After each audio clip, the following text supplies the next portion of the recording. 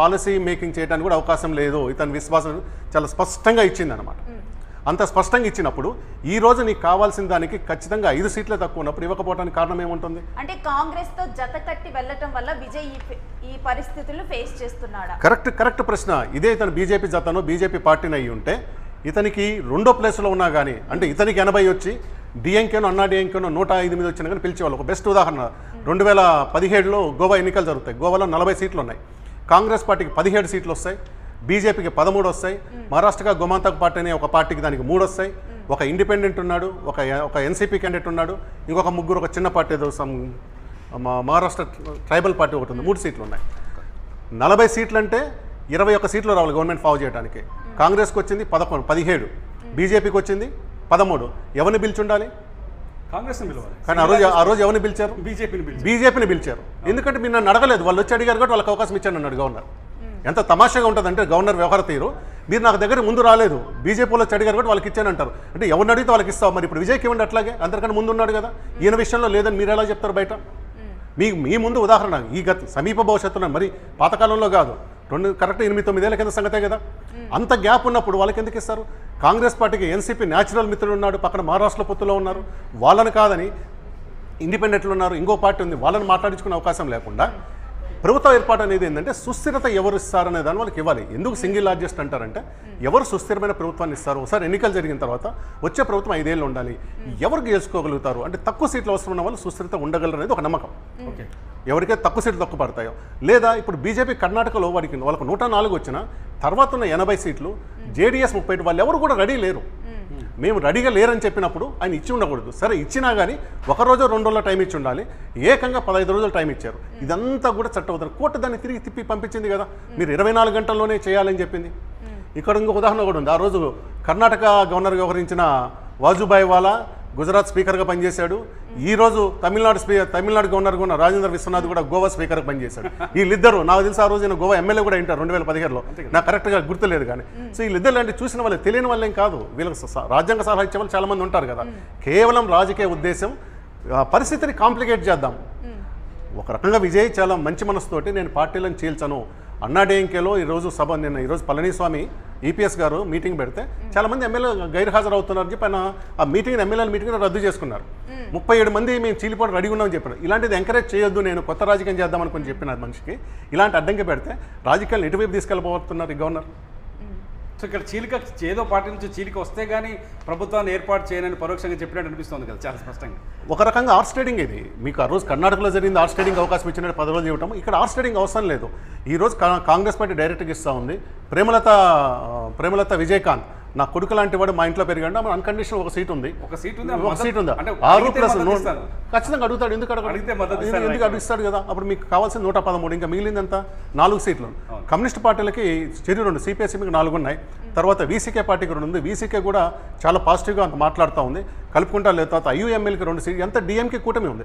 అన్నాడీఎంకే తర్వాత ఒక పీఎంకే 4 సీట్లు గెలిచింది, బీజేపీ 1 సీటు గెలిచింది. సో బీజేపీని కలుపుకున్నానని చెప్పిన సైద్ధాంతిక శత్రువు అని చెప్పాడు, కలుపుకున్నాడు. ఈ పార్టీలో ఉన్న డిఎంకే కూటమిలో ఉన్న డిఎంకే పార్టీలన్నీ కూడా ఇవ్వడం రెడీగా ఉన్నాయి. అది మాట్లాడుకునే అవకాశం ఇవ్వాలి, కానీ నేను ఇవ్వనంటే ఎట్లయితుంది అది? అంటే ఈ విషయం నెక్స్ట్ మళ్ళా కూడా గవర్నర్ని విజయ్ కలవాల్సి వస్తుంది అని మీరు అన్నారు. ఆ సమయంలో అంటే గవర్నర్కి తనకున్నటువంటి మద్దతుని విజయ్ చెప్పాల్సి ఉంటుందా? చట్ట ప్రకారం అవసరం లేదు, కానీ ఈయన అడిగారు, ఈయన గ్రౌండ్లో మద్దతు ఉందని ఆయన చెప్తున్నారు, బయట మీడియా ఉంది, మన కూడా అభిప్రాయం ఉంది. కాబట్టి ఈయన కాంగ్రెస్ పార్టీ తరపు నుంచి ఒక లెటరు, తర్వాత కమ్యూనిస్టులు కనుక ఇస్తే అదొక లెటరు, వీసీకే ఆ లెటర్లన్నీ తీసుకుపోయి ఇవ్వచ్చు. అప్పుడు కూడా గవర్నర్ నేను నమ్మను అంటే ఈయన చేయగలిగేది ఏమీ లేదు, కోర్టుకు పోవాల్సిందే. అప్పుడు కూడా నేను ఇదంతా మీదంతా కిచిడీ ఉంది, కలగూర గుంపుగా ఉంది, ఇప్పుడు మనం మీడియాలో ఫ్లోర్ మీద చెప్తున్న దాన్ని మొత్తాన్ని గవర్నర్ పట్టించుకోవాల్సిన అవసరం లేదు. ఇవన్నీ నాకు నమ్మకం లేదు మీ మీద, అసలు అందరూ మర్చిపోయింది. పెద్ద విషయం ఉంది తమిళనాడు రాజకీయాల్ని. అంటే సాధారణంగా విజయ్కి 107 సీట్లు అనుకుందాం, 53 సీట్లు డిఎంకే అనుకుందాం, 47 ఏఐడిఎంకే అనుకుందాం. ఉదాహరణకి హంగ్ పొజిషన్లో ఉంది.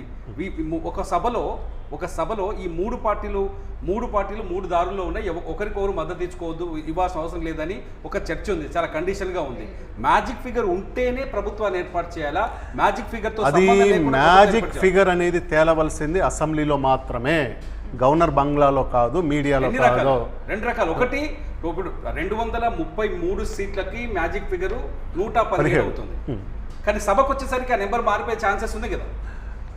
అప్పుడు కూడా ఒకటి అవుతుంది. ఏమవుతుందంటే ఆ రోజు గెలుస్తారు కొంతమంది. ఇప్పుడు మేము విశ్వాస పరీక్షనో లేక అవిశ్వాస పరీక్షలో పాల్గొనలేము అన్నప్పుడు, ఇప్పుడు సపోజ్ అన్నాడు ఇంకా దీన్ని వెళ్ళలేదనుకోండి, ఉన్న సభ్యుల్లో సగం మంది ఇవ్వాలి. కర్ణాటకలో జరిగింది అనుకుంటా కదా 11 మంది ఎమ్మెల్యేలు. అది అంతకుముందు జరిగింది. ఫస్ట్ యడ్యూరప్ప ఫస్ట్ టైం చేయనప్పుడు 2008లో జరిగింది అనమాట. దాదాపు కాంగ్రెస్ నుంచి జేడీఎస్ అందరినీ డిస్మిస్ చేసేసి నీకు మొత్తం బలాన్ని అప్పుడు 113 సీట్లకు కావాల్సిన దాన్ని 105 సీట్లకు 106 సీట్లకు తీసుకొచ్చుకొని తీసుకొచ్చారు. వీటన్నిటికన్నా కూడా అత్యంత విచిత్రమైనది ఇదే తమిళనాడులో జరిగింది. మీకు జానకి రామచంద్రన్ జయలలిత మధ్యలో, అంటే ఎంజీఆర్ చనిపోయిన తర్వాత జానకి రామచంద్రన్ దాని మీద జరిగినప్పుడు 40 మంది ఆ రోజు కాంగ్రెస్ పార్టీ సపోర్ట్ చేస్తున్నామని జయలలిత చెప్పినా కానీ ఆ రోజు స్పీకర్ 40 మందిని డిస్క్వాలిఫై చేశాడు. ఎవరిని కూడా రాజీనామాలు ఆమోదింపజేశాడు. చట్ట ప్రకారం రాజీనామా అనేది ఫోన్లో చేస్తాను, మెసేజ్ పెడితే యాక్సెప్ట్ చేయకూడదు. స్పీకర్ సభకు వచ్చి, స్పీకర్ ఆఫీస్కి వచ్చి పేపర్ మీద ప్రాపర్ ఫార్మాట్లోనే రాసియాలి. అయినా కానీ నాకు ఫోన్లో చెప్పారు నేను యాక్సెప్ట్ చేస్తున్నానని మొత్తం 224 మంది సభల్ని ఆ రోజు 180కి అంతకో తీసుకొచ్చాడు. చాలామంది రౌడీలు గుండాల ఆఫీసులో అసెంబ్లీలో చేర్పి జనాలు కొట్టి బయటకు తీసుకుపోయినారు. ఇది మొత్తం చూసి రాజీవ్ గాంధీకి తెక్కరేగి మొత్తం అసెంబ్లీనే రద్దు చేసి ఎన్నికలు పోయాడు. ఇదే సభలో జరిగిందనమాట. ఒక ప్రొసీజర్ ఉంది, ఎట్లా అంటే అట్లా చేయడానికి లేదు ఇది. అంటే ఇప్పుడు ఒకవేళ విజయ్ గవర్నర్ దగ్గరికి వెళ్ళాడు, గవర్నర్ మీకు మ్యాజిక్ ఫిగర్ లేదు, మీకు సరైన సభలో బలం లేదు కాబట్టి నేను అనుమతించట్లేదు అని చెప్తున్నాడు. రేపు పొద్దున సభకు వచ్చేసరికి అన్నాడీఎంకేలో వ్యతిరేక వర్గం ఒకటి ఉంది, 37 మంది ఉన్నారు. ఇప్పుడు షణ్ముగం అంటే వాళ్ళు విజయ్కి మద్దతు ఇచ్చేందుకు రెడీగా ఉన్నారు. ఆ రోజు సభలో రాము మేము వెళ్ళిపోతూ ఉంటారు, ఫ్లోర్ టెస్ట్ నుంచి బయటకు వెళ్ళిపోతారు. ఆ రోజు ఏం జరగచ్చు? ఒకటి ఏమవుతుందంటే, ఎప్పుడు డిస్క్వాలిఫికేషన్ అనేది ఎప్పుడు వస్తుందంటే, మీరు అసెంబ్లీలో వెళ్ళి ప్రమాణ స్వీకారం చేసిన తర్వాత ఎమ్మెల్యే గెలిచినంత మాత్రం ఎమ్మెల్యే కాదు. అది బయట ప్రమాణ స్వీకారం చేసిన తర్వాత ఆ పార్టీ లెజిస్లేటివ్ పార్టీ మీటింగ్కి వెళ్ళాలి. మీటింగ్ వెళ్ళి ఆ రిజిస్టర్లో సైన్ చేయాలి. అక్కడ వెళ్లకుండా రిజిస్టర్లో సైన్ చేయకుంటే మీరు పార్టీని వ్యతిరేకించినట్టుగా భావించి స్పీకర్ డిస్క్వాలిఫై చేయొచ్చు. యడ్యూరప్ప విషయంలో 2008 అదే జరిగింది. అక్కడికి వెళ్ళాలి, ఓకే విప్ ఇచ్చారు, విప్ను పాటిస్తామని రావాలి, పాటిస్తామని చెప్పాలి, పాటించమంటే మళ్ళీ డిస్క్వాలిఫై చేసేయచ్చు. ఇప్పుడు ఫస్ట్ ఎవరు ఉంటారు? Pro tem speaker. అందరికన్నా ముందు ప్రొటెం స్పీకర్ కావాలి. ప్రొటెం స్పీకర్ జనరల్గా ఎవరు అవుతారు? అందరికన్నా సీనియర్ అవుతారు. ఈ సందర్భంలో సెంగొట్టేని అవుతాడు, ఎందుకంటే ఆయన 11 సార్లు గెలిచాడు. ఆయన అన్న విజయ్ పార్టీ తరపునే ఉన్నాడు. అయితే అది సాంప్రదాయమే కానీ చట్టం కాదు, రూల్ కాదు. ఆ సాంప్రదాయాన్ని పాటిస్తారా లేదా? ప్రొటెం స్పీకర్ని జనరల్గా గెలిచిన పార్టీ రికమెండ్ అంటే అసెంబ్లీ సెక్రటరీ జనరల్ ఇస్తారు, గవర్నర్ ఆమోదిస్తారు. ఇక్కడ మొత్తం గవర్నర్ వ్యతిరేకించంటే ఏమవుతుందనేది చెప్పలేం. రెండోది, అది పెట్టిన తర్వాత వాళ్ళందరూ విప్ను యాక్సెప్ట్ చేస్తున్న సభలో పోయి అప్పుడు కనుక ప్రభుత్వానికి అనుకూలంగా ఓటేశారనుకోండి, అప్పుడు డిస్క్వాలిఫై అవుతారు. కానీ ప్రభుత్వం గెలుస్తుంది. కానీ ప్రభుత్వం గెలిచిన తర్వాతనే వాళ్ళ ఎమ్మెల్యే డిస్క్వాలిఫై. అంటే సాధారణంగా గవర్నర్కి ఇటువంటి కొత్తగా ప్రభుత్వం ఏర్పాటు చేయడానికి వచ్చినప్పుడు, సింగిల్ లార్జెస్ట్ పార్టీ వచ్చినప్పుడు రిజెక్ట్ చేయడానికి కారణాలు ఏమేమి చెప్పొచ్చు? రాజకీయ కారణాలు తప్పితే మరో కారణం లేదు. సో చాలా వెరీ క్లియర్గా మోదీ అమిత్ షా ఇన్వాల్వ్ అయ్యారు అనుకోవచ్చా? మోదీ అంత ఫ్రీగా ఉన్నాడు అనుకోను, కానీ అమిత్ షా ఆఫీస్ అంటే అమిత్ షా కూడా ఉండరు, వీళ్ళకు గైడ్లైన్స్ ఉంటుంది. మనకు వచ్చినప్పుడు గైడ్లైన్స్ ఉంటుంది, ఇది మాట్లాడండి అని చేస్తారు. ఇది is not end of the day. ఇది విజయ్ని పూర్తిగా ఆపే ఉద్దేశం బీజేపీ ఉందని నేను అనుకోను.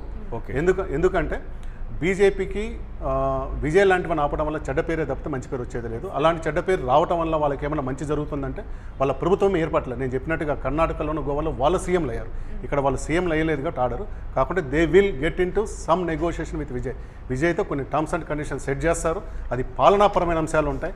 అంటే విజయ్ కొత్త దూకుల్లో ఉన్నారు కదా, ఆయన అధికారంకి వెళ్ళే ముందే పరిపాలన అంటే ఎలా ఉంటుందో కొంత రుచి చూపిస్తున్నారు వీళ్ళు. ఒకసారి ఈ టేస్ట్ అర్థమైన తర్వాత విజయ్ జనరల్గా ఏం కోరుకుంటారంటే, ఏ పార్టీ తరపున గెలిచినా ఫస్ట్ ప్రధానమంత్రి దగ్గర పోయి కలవాలని కోరుకుంటారు. విజయ్ కనుక అంటే విజయ్ ఏం చెప్తున్నాడంటే, సైద్ధాంతిక స్థితిలో మాటలు చెప్పడం ఆయనకి ఇబ్బందులు ఉన్నాయి, పట్టించుకోలేదు. స్మూత్గా హ్యాండిల్ చేద్దాం అనుకోని ఉంటే నేరుగా ఫస్ట్ హోమ్ మినిస్టర్ అపాయింట్మెంట్, ప్రధానమంత్రి కూడా అపాయింట్మెంట్ ఇచ్చి నేను గౌరవిస్తాను సీనియర్ లాంటి మాటలు చెప్పుంటే ఇంత వచ్చిండేది కాదు. ఇది ఏంటంటే నేను విజయ్ని పూర్తిగా సీఎం కాకుండా అడ్డుకునే కుట్ర చేస్తుంది నేను అనుకోను. చిన్న ఒడిదుడుకులు, చిన్న ఇబ్బందులే, ఈ ఇబ్బందులు కూడా దారుతాయి. ఏదైతే విజయ్ నేను చెప్పిన 4-5 ఎగ్జాంపుల్ చెప్పాను, ఏ ఎగ్జాంపుల్ ప్రకారం పోయినా కానీ విజయ్కి సీఎం అయ్యే అర్హత ఉంది. ఇది ఇప్పుడు అతను గెలిచిన 107 సీట్లతోనే 113, ఇప్పుడు 118, 17 ఇప్పుడు అవసరం లేదు.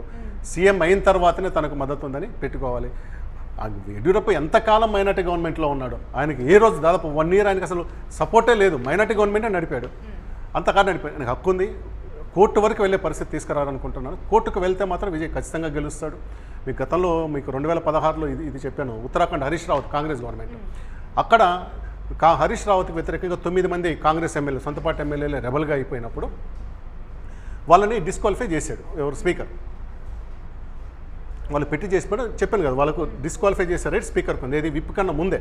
ఓకే, ఎందుకంటే వీళ్ళే స్పీకర్కి నోటీస్ ఇచ్చారు, ఈ ప్రభుత్వానికి వ్యతిరేకంగా నోటీస్ ఇచ్చారు. మీరు ఏ ప్రభుత్వం తరపున ఏ పార్టీ తరపున గెలిచారో వాళ్ళకి వ్యతిరేకంగా ఇచ్చారంటే మీరు పార్టీ వ్యతిరేక విధానాలకు పాల్పడినట్టుగా నిరూపించుకున్నట్టే, కాబట్టి డిస్క్వాలిఫై, అది చట్టం. మీరు ఓటేసిన తర్వాత ఏమంటారు, మేము లోపలికి వస్తాము, ఓటు వ్యతిరేకంగా అనుకూలం, అది వేరే సంగతి అవుతుంది. దీన్ని వేయటం వల్ల డిస్క్వాలిఫై చేశారు. డిస్క్వాలిఫై చేసిన తర్వాత ఏం జరిగింది, హరీష్ రావత్ గెలవాలి, కానీ ఇమీడియట్గా ప్రెసిడెంట్ రూల్ పెట్టేశారు. అక్కడ ప్రెసిడెంట్ రూల్ పెట్టినప్పుడు అతను కోర్టుకు వెళ్ళాడు.